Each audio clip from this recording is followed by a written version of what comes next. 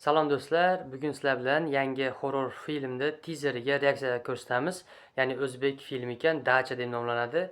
Qani bo'lmasa birinchi ko'rib, keyin o'z fikrimni bildiraman. Birovlar haqqini yemagin deyishdi. Yemadim.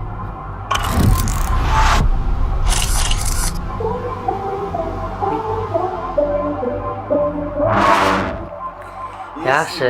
Yapsanmi deyishgansan?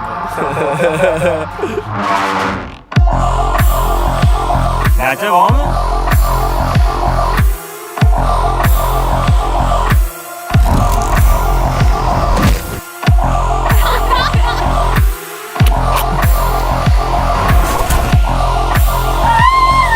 Bu qizga kim bo'lasiz?